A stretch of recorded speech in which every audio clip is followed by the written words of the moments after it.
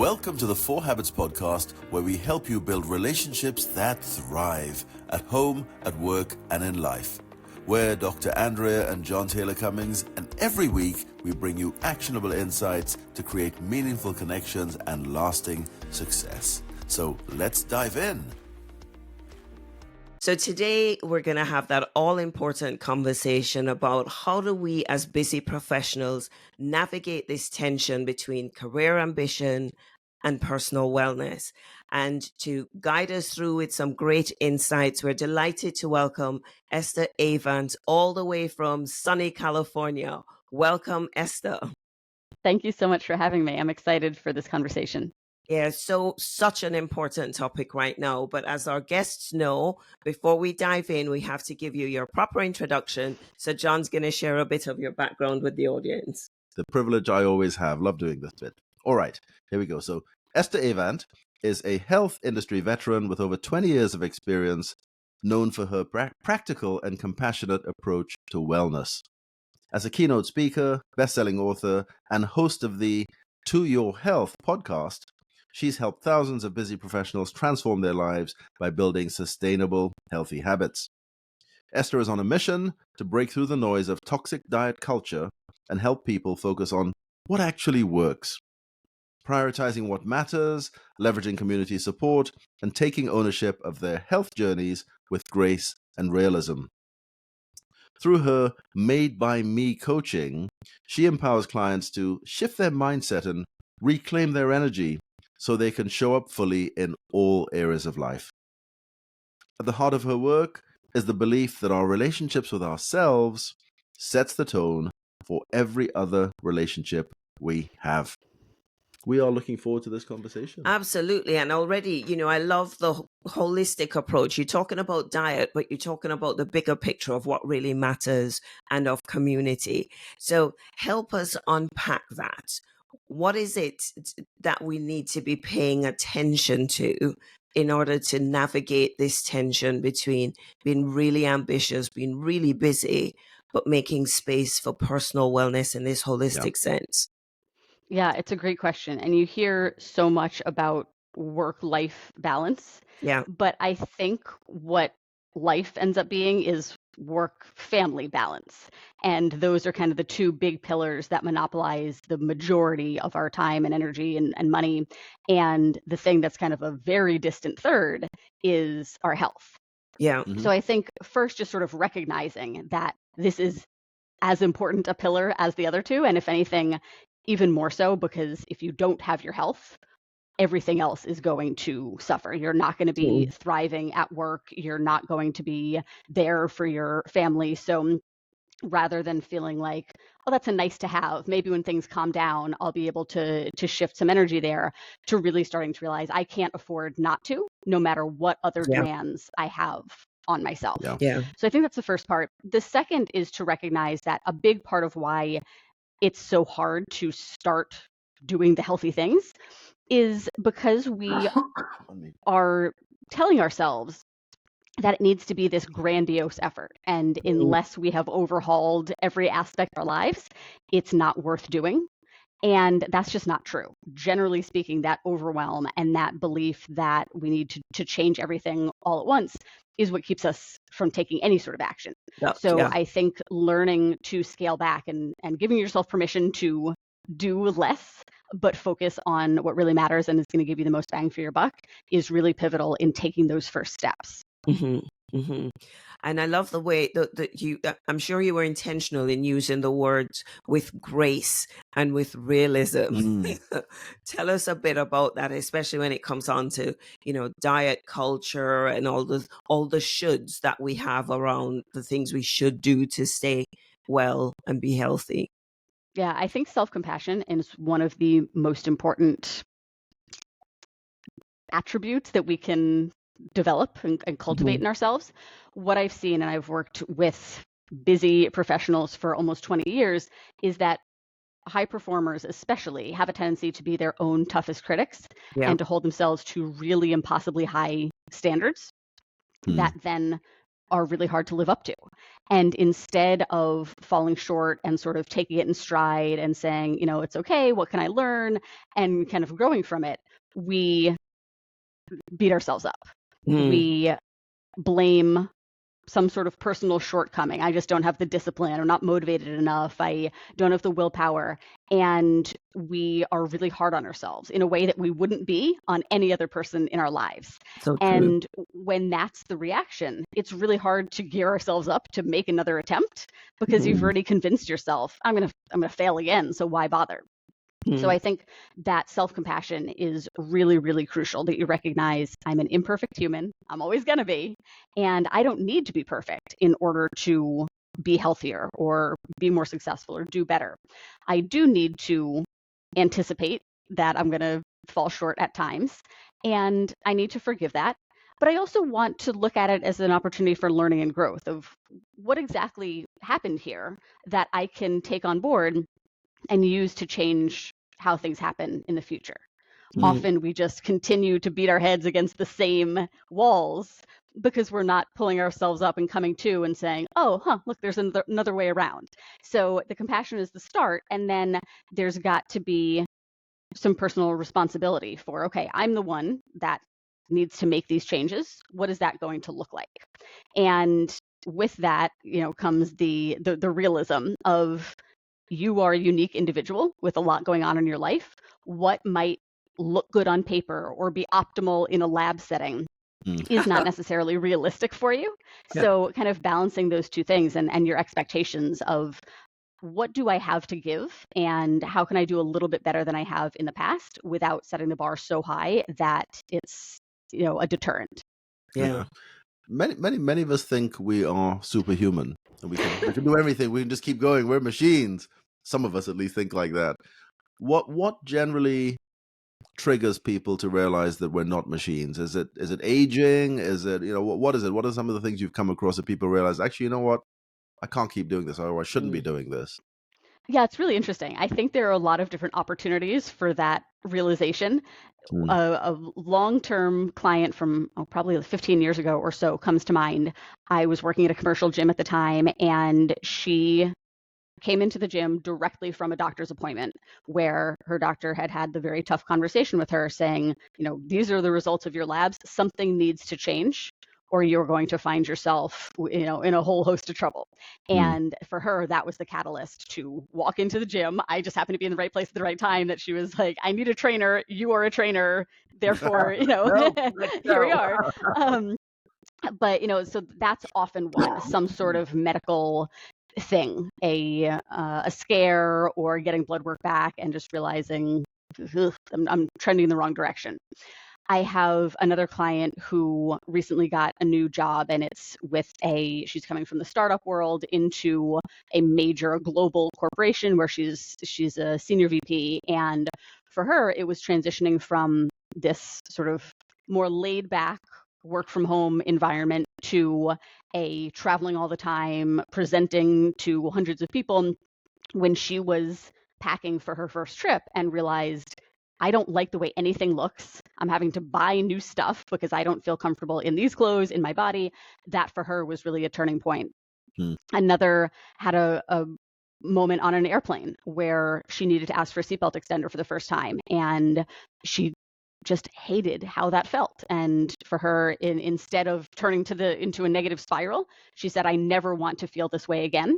And this is what I'm going to use to start making some positive changes. So I think they can come from anywhere. But what's important is that you kind of feel all the feelings. Generally, when you're at a point where you're going to start making some changes, it can feel like that sort of rock bottom, really uncomfortable. And I think it's important to give yourself the space to feel that. It doesn't, we don't have to feel good all the time. It does not feel good to have to call over the stewardess and say, can I please have the extender, right? That's, that can feel embarrassing. It doesn't feel good to spend more money on clothes because you've outgrown other ones. It doesn't feel good to not get a clean bill of health from the doctor. You can take those negative feelings and feel them, and then also use them for positive change. Yeah. I'm intrigued. Most of all those examples are based on physical health. Do you have any examples of mental health being impacted by this here?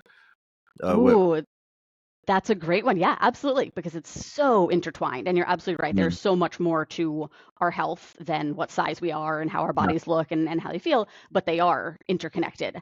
And, one of the clients that comes to mind is a busy working mom who was just feeling like she wasn't doing well at any of the things. And this is a really common thing. I can think of dozens of clients who felt this way, where it's just like, when I'm at work, I'm thinking about, how I'm not at my kids' school for this, and I'm not at home, right? And when I'm at home, I'm thinking about this deadline, and I'm not present in any of the places, any sort of thing that I would want to do for myself feels like it's taking away from one of these other areas where I'm already falling short. And I just I'm not finding joy in anything. I'm not living up to my potential in any of these areas. And it's just like this kind of fog over everything of just like nothing feels good right now, and that can feel so overwhelming. It's like I don't even know where to start because everything is not good. And I think that's the perfect opportunity to start with some physical/mental health habits, things like taking walks outdoors, eating a more nutritious diet, developing a support network, things that both help with your physical health and with your mental health. And once those start to elevate, you kind of get some clarity. And then it's like, all right, this feels less like a weighted blanket and more like I can start making positive change in all of these areas. That you kind of took the question I was going to ask and ran with the answer, because that what you just described a while ago, it seems to be the narrative in people's heads now, especially as we deal with hybrid environments. You're working from home, so you're at home but you're at work, and you're guilty about not being at home, and you're guilty about not being seen to be online all the time if ever you pause to go and do something in the house. And it's this sitting stress level or anxiety level and guilt that people need to learn to navigate. How do you help people start to unpack all of that spaghetti in their head, the weight of all the shoulds and nothing's working, to just start nudging them forward? What are you mentioned some of the habits, but how do you help people just start nudging forwards in the right direction? Yeah, I think a really empowering and impactful first step is one that I learned from a business coach, and it blew my mind, is how much control we have over our thoughts, and how much of our thoughts are just beliefs that we've never thought to question, but aren't necessarily true or serving us. So I think, like we talked about at the very beginning, making the shift from, I don't have time to do the healthy things, to I make time for the things that are important to me, or it's not going to take that much time, or this time spent here is going to benefit me throughout all of my life.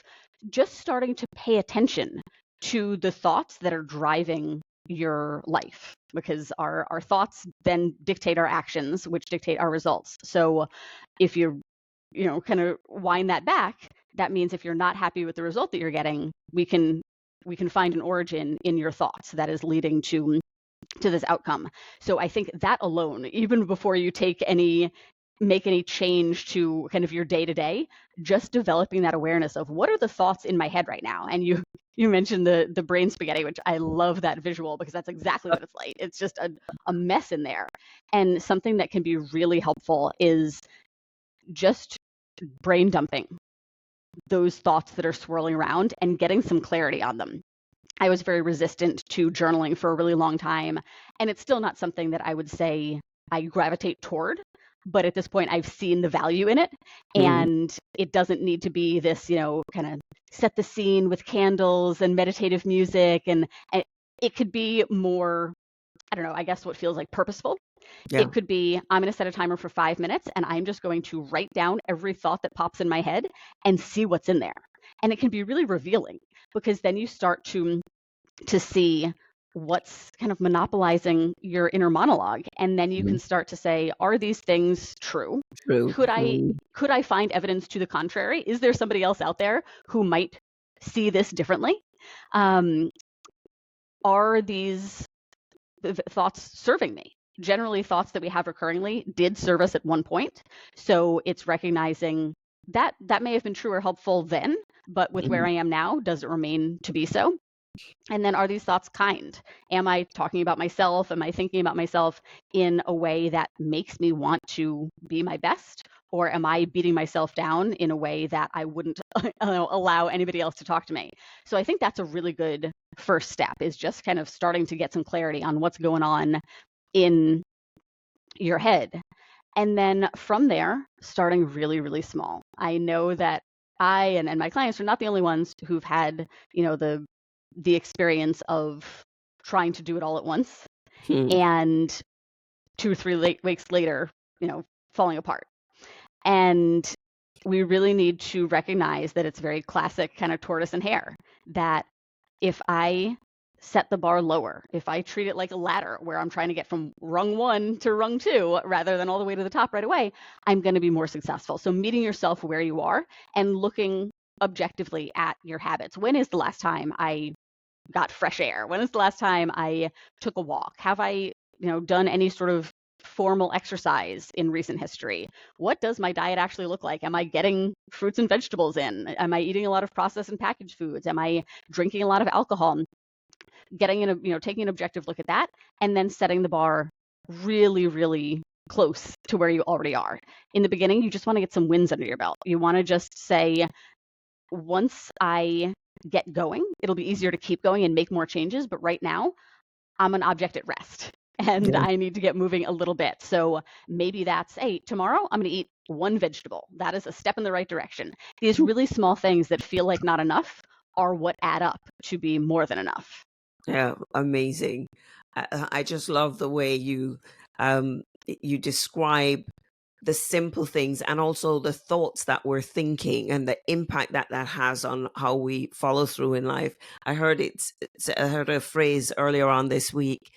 Yes, we listen to ourselves a lot, but we need to learn to talk to ourselves as well and not just absorb everything that we're thinking as true or serving us now or kind. So love the holistic approach because it absolutely starts there. You also spoke about community. So in addition to prioritizing or understanding what really matters, what's true for the moment and so on, how does community feature in the things you discuss with clients? Great question. I first realized the power of community when I was working with clients one-on-one, and I would have a full day of individual calls. And client after client after client would say, I just feel like I'm the only person who, it just seems like everybody else. And I realized how often we are kind of making ourselves other and lumping everyone else together. And I realized how important it is to foster an environment where we can have these conversations in a group and see that we're not alone. That though the specifics of the challenges we face are unique to us, the overarching principles are universal. We're all struggling with feeling spread thin and feeling like we're falling short in all of the areas. We're all feeling like we're bombarded with information and we don't know how to parse through it or what to do with all of it. We're all hard on ourselves. We all struggle with being consistent and picking ourselves back up again after struggles. So I think having an outlet to have those conversations and to see that you're not alone is so, so powerful. And in my own personal experience, I was very kind of stubborn. I should be able to do this myself when it came to starting my business. And for a really long time, I just struggled on my own, and I was blogging and I was doing social media and I was doing everything I felt like I should do or I knew to do. And I had nothing to show for it. And finally, my husband convinced me, like, aren't there people that could help you figure this out? And I worked with a business coach, and it was immediate having someone ahead of me to mentor me, to guide me, to help me avoid the very common pitfalls that most people make. That was invaluable, as well as being surrounded by like-minded women who were also building businesses, who were normalizing the ups and the downs, who were showing me what was possible. It was such a game changer. And just yesterday, actually, I signed a new client who listened to the podcast and decided to reach out. And she said, I feel like I've tried everything except for like real live accountability from another human being. I've done, kind of the Noom type things where, you're getting emails and you have kind of this robotic, maybe a person on the other side, but I haven't actually said to another human being, I think I need help. And sometimes that's truly all it takes, is just feeling like there's somebody else in it with you who believes in you. Very often I see that it's a lack of belief that keeps us stuck. Is like we have so much evidence that we can't do it, and we come to believe that it's not possible. So to have somebody just say to you, I believe in you. I know that it's possible for you, and I will support you and help you get there, just changes something inside you. My first business coach said that to me. I told her my business goal, and she said, yeah, of course you can do that. And then my husband said the same thing. And I was like, why do they think that? And then I kind of turned it around and was like, why don't I? If they are so quick to believe that I can, maybe I should try believing in myself. And that's what I've seen with clients time and time again, is you borrow someone else's belief at the beginning, whether that's a coach or a peer, just someone who supports you. And then you start to see glimpses of it yourself. And the more you then follow through, do what you said you would do, the more you start to develop that belief in yourself. And what I think is so cool is that it starts off in kind of being health specific, but it spreads. It spreads into believing in yourself, believing that you're a good parent, believing that you have value to offer at work, being more confident in speaking up. So it just kind of like spider webs out, and it starts with being around people who want to see you at your best. I'm wondering, how quickly can people get results? Because I'm also thinking maybe this is easier for certain personality types than for others. I'm thinking of there's one client. You're being provocative again, aren't you? I always love doing this. I'm thinking of one client in particular that we had who was a workaholic, like me. I'm a natural workaholic. I love working. I don't find work particularly stressful. It takes a toll, but I just, I think this is what I should be doing. I should be working harder. I should be working harder. I should be working harder. For people like that, how straightforward is it to realize the impact? Well, the one client example I started sharing was this one guy who realized, actually, personality type wise, he was an alpha personality. If you look at if you know the colors, he was very much a red and blue. We love the animal personality, so he was a lion, beaver, very much, make it happen and do it right. But he realized, actually, the call to action for him was 80% is often good enough. And that final 20% that he was pushing for always to get to 100%, the light bulb moment he had in the session that we did with him was, he realized, actually, that last 20% was costing him two things. It was costing him his health, and it was costing him his family. And he thought, dear God, I never thought of it like that before. I thought I had to do 100% every time. Now, for that kind of personality type, it's very difficult to pull away from that 100%. Whereas for other people, it's not as much of a driver. How quickly, for people you're working with, I'm sure you've come across tons of people like that. How quickly are they able to see results and actually step away from that brink? Yeah, that's an excellent question. And to your point, it varies a ton. I have one client who started working with us when she was very newly postpartum with her third child. Her husband travels a lot for work, and she had every kind of reason in the book to say, now's not the time, or I can't do this. And I was struck that every single week that we talked, she was just doing the things, and she was getting the results. And within a week or two, she was feeling better. She was seeing and feeling the physical changes and the results. And that's somebody that on paper you would look at and say, like, oh, that's going to be really hard for her. And it wasn't that there's anything, particularly special about her, except that she was committed, and her goal was important to her. And she knew, this isn't time taking away from my family. This is time that's making me better for my family. So when you have that sort of, very, very driven, very committed mentality, results can be, a week or two. And I think too, even before you see any sort of physical change, what I've noticed personally, my husband's deployed, but I'll be able to see him about midway through. And I'm using that as an opportunity to kind of turn my own health dials up and be a little bit more focused than I normally am. And I noticed probably 3 days in, I was feeling really good. And I know that in 3 days, I'm not any different physically. What was feeling so good was that I had made a plan and I was following through and doing it. And that feels good. That builds confidence. And so much of how we carry ourselves is how we feel about ourselves. So even though my body was exactly the same, I felt like I was moving through the world differently because I had that pride in myself and in my actions. So though that kind of benefit is almost immediate. It takes a couple days of that under your belt to be like, this feels good, I want more of it. And then on the flip side, you do have people who sort of know intellectually that they need to make a change, but aren't yet doing the things. And that can be really frustrating. I have another client who pretty much every week in her check-in would say, here's what I struggled this week. The weekend was really tough for me. I just feel like kind of everything I'm doing during the week is getting offset by my weekends. And then later in kind of the check-in form would say, like, I feel like I'm not making any progress and I don't understand why. And it was just kind of this very cyclical, well, you do know why, but you haven't yet changed anything. You have the awareness now, but you haven't used that to change your behavior. And that's where the results come from. So for some people, it's like a longer lead time of like things almost like a picture starts to appear until it gets so vivid that you have no choice but to kind of face it. So in those cases, the results can take longer, or the physical ones can take longer. You're having a lot of mental progress when you're realizing these things and working towards changing them. But as far as getting over that threshold where the changes you've made are visible and are feeling like they pay off, it can take longer. Yeah, I can see that.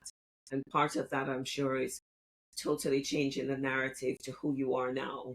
One of the things I heard is, I am that person. I am that person who gets up and goes to the gym, or who will exercise every day. And just by changing the narrative, you set yourself up to start having to believe yourself, meaning you have to follow through on what you're saying, because the worst feeling ever is to say something and have yourself say, that's not true, you're not going to do it. That's the mindset to overcome. So Esther, tell us a bit about how you work with people, and do you do it long distance? Does it have to be in person, and so on? Yeah, great question. All of the work that I do now is remote. Due in no small part to the fact that my husband is in the active duty military here, and he was when I met him, and I knew the first time I moved to be with him that we were going to move every few years. And prior to that, I had been working in gyms, personal training, where it takes a long time to build up a clientele and a reputation and a full roster. And I was realizing the last thing I want to do is put in that work to reap the benefits right before I move and have to do it again. Exactly. So that was in the very early days of online training. And again, going back to kind of the origin of my business, where I was like, well, I see people doing it and they're not smarter than me. They're not better qualified than me. Surely I can figure it out. It wasn't as easy getting started as I was kind of hoping, but now all of my coaching is online, and we were very well positioned when the pandemic hit, when everybody was like, well, I need something online. And I was like, here we are. So what it looks like is, it's interesting. You always need to give people what they want, which is, tell me what to do for workouts. What should I be eating? I need like that specific, like, how do I do my life in a healthy way? So we do that, kind of the tactile stuff. But really the meat and potatoes of making the lasting change is the ongoing work that we do as you move through life and as you find out the things that trip you up and the things that make it hard to be consistent and to stay committed. And we really dive into those things. It's so much more of the journey is mental than people realize. So it's sort of starting off with like, all right, here's what, you quote unquote should be doing. Here's what it could look like for someone like you to be living a healthier lifestyle. And then once you know that information, then we can dive into kind of making it stick in your life. One more question from me. What part does diet play in all of this? Because exercise is great. I mean, there's something we were watching just the other day, which was suggesting that I think exercise, I think they said, was something like just 10% of the impact of of your daily calories, or like 10% of it you can work through with exercise, but a big chunk is diet, and the rest is just your body metabolism doing its thing. I always remember there was a guy, a colleague of mine in an office. This is years and years ago now. I was training for a bike ride. For me, it was a big bike ride. It was 50 miles. I thought, whoa, I'd never done anything like that, and had a big hill in the middle as well. So I was training a fair bit. But every time I went into the gym with the spin classes, this guy was always there. Every single time, no matter what, he was there. I was like, what are you doing? And he was a big guy. He was chunky. I said to him, what's happening? He said, well, I like my pies too much. Was his response. But so the point I'm making there is he was exercising like crazy, but I guess there was something wrong with his diet. What advice do you give people on diet? Do you get involved in that as well? That's such a good question. And yeah, that's a big part of it, a much bigger part than most people want to acknowledge. I have talked to so many women who will give me this very detailed breakdown of, I get my 10,000 steps a day, and I do, 3 Peloton classes, and I mostly do these and I do that, and then I do this. And every kind of aspect is accounted for. And then nutrition is this afterthought of, and I eat pretty well. I try not to drink too much, and I, pay attention to protein. And that's a good start. But the reality of it is nutrition is the driver of our body size, our body composition. If you want to lose weight, that's going to come down to your diet. As you experienced with the gentleman in the gym, it is very, very, very difficult to out-train your diet. And especially when most of us say that line again. Say that line again. It is very hard to out-train your diet. Yeah. And especially like if you think, kind of remove yourself from the equation and just think, generally speaking, most of us are short on time. So if you're trying to outwork your diet, you're looking at hours of exercise every day. Where is that going to come from? You don't have hours to exercise every day. So it's, practically speaking, it is much, much easier and also more effective to hone in on your diet. And so much of how we eat is based on our environment, based on culture, just based on habit. We're not very intentional about our diets a lot of the time. We eat because food is there and it tastes good, and that's sort of the extent of it. So it's really important to educate yourself about nutrition in general and how you can live the healthiest life and eat the healthiest diet that you enjoy. There's no, perfect diet. I'm not here to tell you have to go keto, or you have to intermittent fast, or you can't do this, or you can't do that. Lots of different things work for different people. I have clients who have thrived because they have decided to experiment with a ketogenic diet and have loved it. They're in the minority. Most people do pretty well with an unrestrictive balance of macronutrients, where I focus most on my lean proteins, my whole grains, my fruits, my vegetables, etc.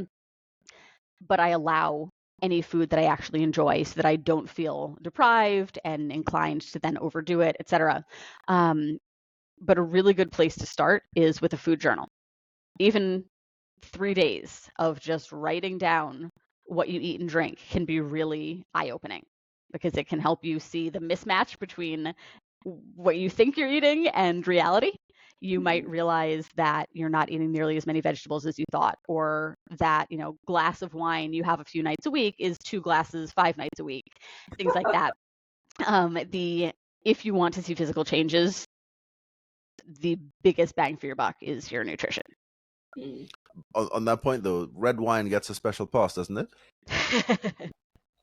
I mean, it in mainstream media, it gets it has gotten a thumbs up. I mean, the reality of it is there's really no amount of alcohol that's good for us. Surely, maybe some are less not good than others, but you certainly, more than anything, I think that's a way that people justify keeping alcohol in their diets. But there's a whole cascade of negative consequences of alcohol. In the short term, when there's alcohol in your body to be metabolized, that becomes the top priority. So if you're trying to lose fat, but you're drinking alcohol, anytime you've got that booze in your system, you are not losing fat, because your body has to take care of the literal poison first, and then can kind of resume activities. And I am not, I don't think everybody needs to quit drinking, but I do think most people would benefit from reconsidering their relationship with alcohol. Love the way you put that.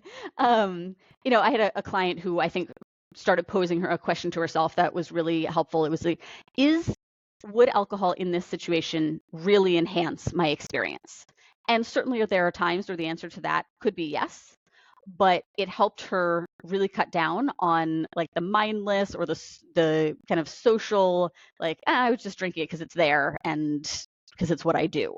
So instead of every time she would go out for dinner, she was like, actually, no, unless we're doing a wine pairing, or unless I'm at a vineyard, or unless this is a celebratory meal, I'm just not going to drink. So just being a little bit more discerning.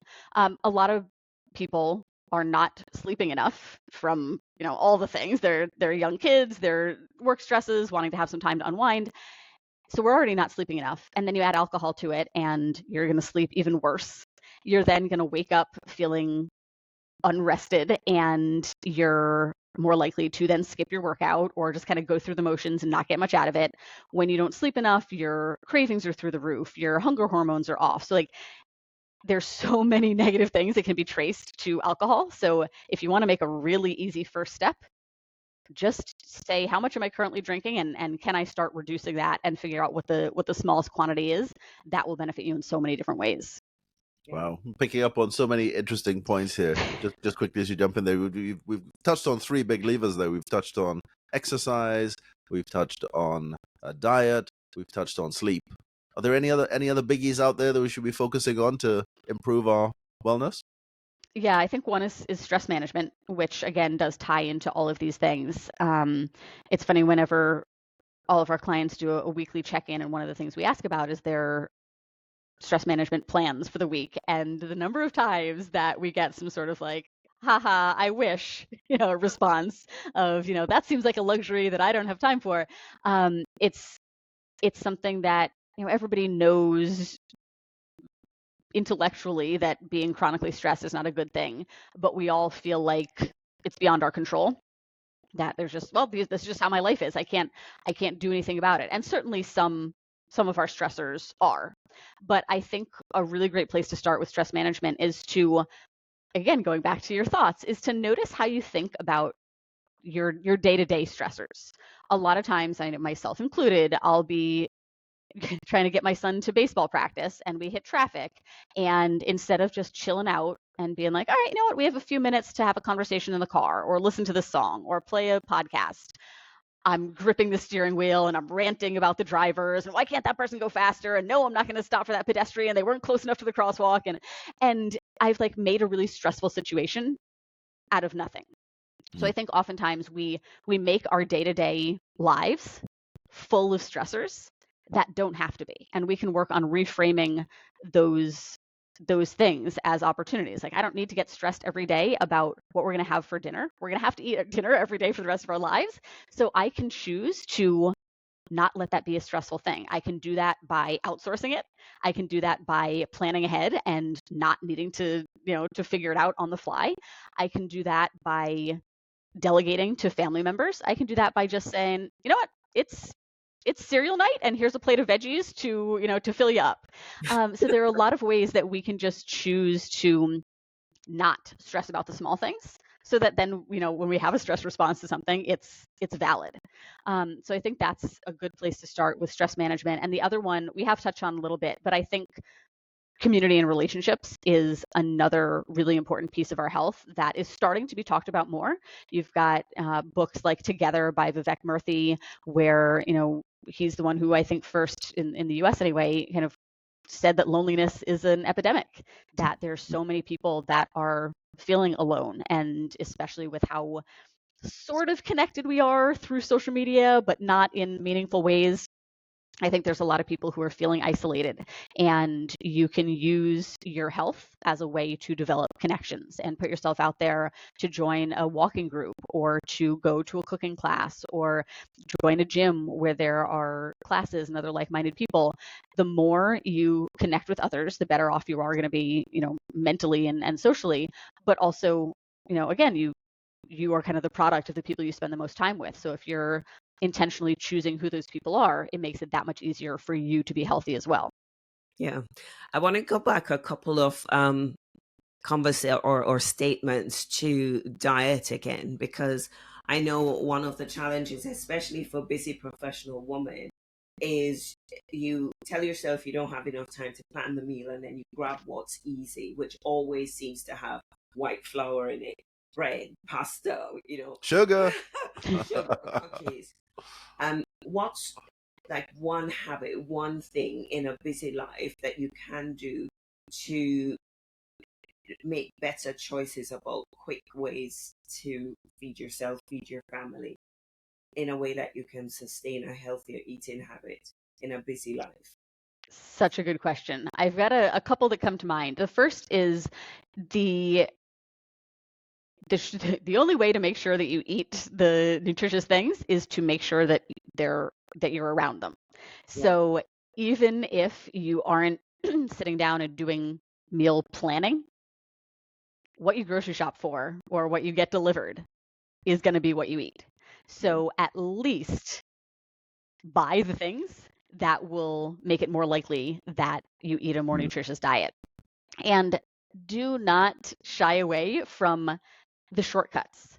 I know, and I've heard this from clients as well. For a long time, I wouldn't spend the extra like $1 or $2 on the pre-chopped sweet potatoes. I don't know why, because it felt like cheating, because it felt like I should cut them myself. Like I don't know what like the justification was, but I wouldn't buy them. And then I would be burdened with, well, now I got to find time to chop these things up. And then I just started buying the pre-chopped. And now I just dump them on a tray and I stick them in the oven and I go do something else and they're done. So there are so many ways to use those shortcuts, to buy deli meat, to buy string cheese, to buy wraps, you can even get hard-boiled eggs that are already hard-boiled. You don't need to do anything. They're peeled, they're boiled, like there's no effort involved. So if you take advantage of that and you buy, 3 or 4 different easy to grab snacks, protein sources, things like that, and those are what's front and center in your pantry and your fridge, those are what you're going to grab. I've had many a day where I'm running between calls and I have 10 minutes to eat something and I'm like, well, okay, I can throw together, well, you know what? No, I'm just going to eat a couple hard-boiled eggs. I'll have some deli meat. I'll chop up an apple. There's a snack plate.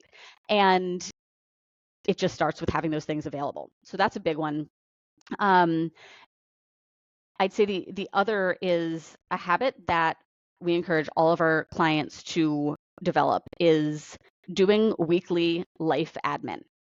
And this is finding the time that makes the most sense for you. For a lot of us, it's at some point in the weekend, maybe a Saturday morning routine, where you give yourself 15, 20 minutes to reflect on the previous week, and most importantly, look at the upcoming week and see what it has in store for you.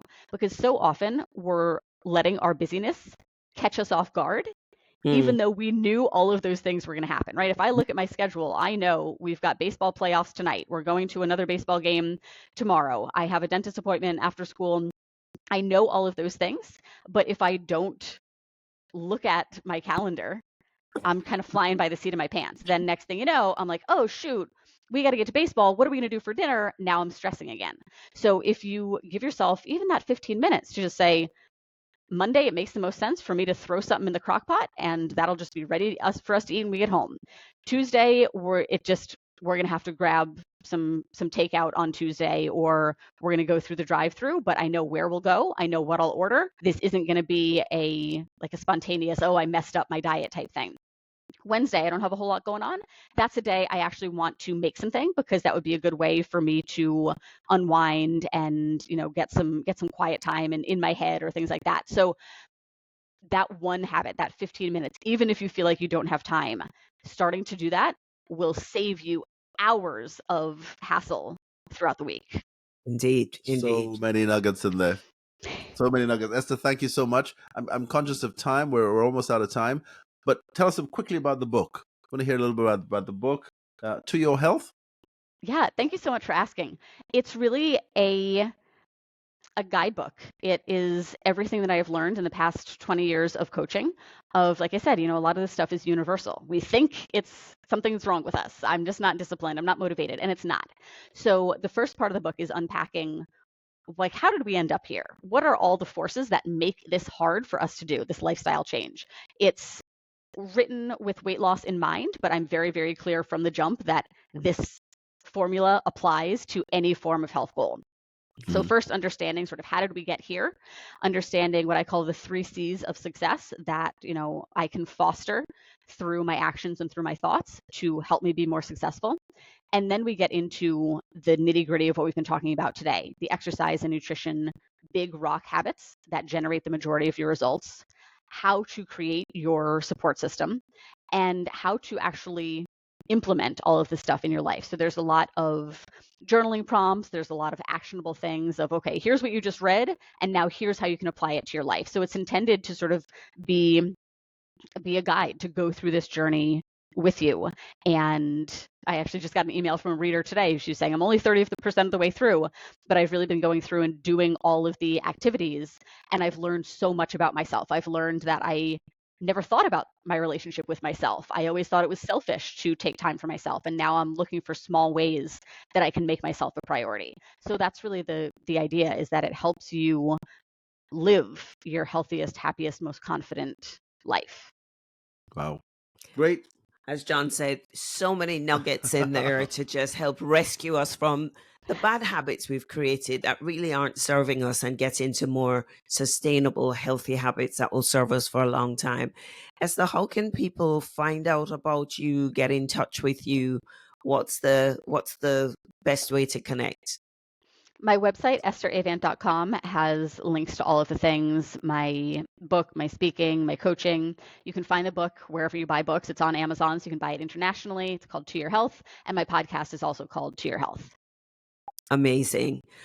Well, there's so much more we could go into, but I think time forces us to stop it here. Thank you so much for taking the time to be in conversation with us. And what can I say? To your health, and with the tips you've given us, to our health as well. The plural R for everybody who's been listening. So thank you very much. And let's go develop some sustainable, healthy habits and look after ourselves. And that's to our audience as well around the world. Thank you for tuning in yet again. There's some really good tips for us to all take from this and to live that more healthy lifestyle. Let's put away some of the pressures that we put on ourselves to continue achieving, and let's get healthy.